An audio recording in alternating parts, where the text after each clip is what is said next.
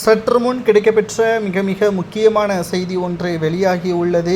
எடப்பாடி பழனிசாமிற்கு எதிராக சுமார் 40 மாவட்ட செயலாளர்கள் எதிர்ப்புகளை தெரிவித்துள்ளார்கள். 29, 30ஆம் தேதிகளில் மாவட்ட செயலாளர்கள் கூட்டத்தை எடப்பாடி அறிவித்துள்ளார்.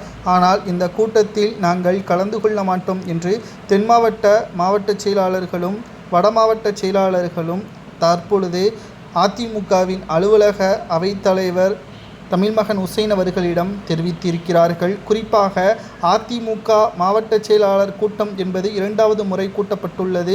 மாவட்ட நிர்வாகிகள் பூத் கமிட்டிகளை அமைத்து முழு வீச்சில் தேர்தல் பணிகளை மேற்கொள்ள வேண்டும். பாஜகவுடன் கூட்டணி வைத்தது அதிமுகவின் தொண்டர்களுக்கு கோபத்தை ஏற்படுத்தலாம். ஆனாலும் கூட அதை எடுத்து கூறி நிச்சயம் மக்களிடமும் தொண்டர்களிடமும் அதிமுகவின் கடந்த ஆண்டு திட்டங்களையும் வெற்றிகரமான திட்டங்களையும் மக்கள் கொரோனா காலகட்டத்தின் பொழுது அதிமுகவின் சிறப்பான யுக்தியால் வெற்றியடைந்ததையும் ஒட்டுமொத்தமாக தேர்தல் நேரத்தில் முழுவீச்சில் செயல்பட வேண்டும் என்று கூறுவதற்குத்தான் இந்த மாவட்ட செயலாளர் கூட்டம் என்ற தகவல் தற்பொழுது கிடைக்கப்பெற்றுள்ளது. ஆனால் எதற்காக எதிர்ப்புகளை தெரிவித்துள்ளார்கள் என்ற காரணம் பல அதிமுகவின் தொண்டர்களுக்கும் மக்களுக்கும் தெரியாமல் இருக்கிறது.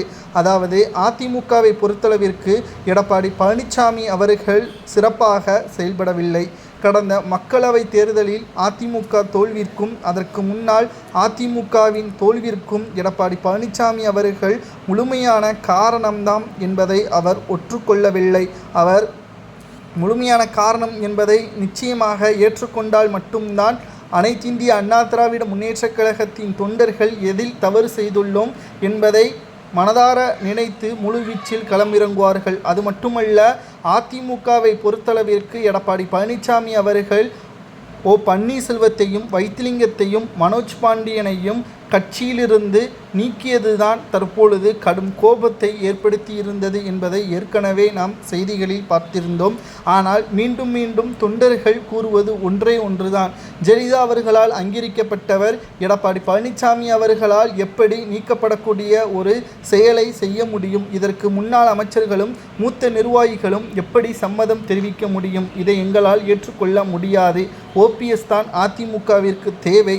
அவரது பிரச்சாரம் இல்லாமல் வெற்றி என்பது சட்டசபை தேர்தலில் கிடையாது.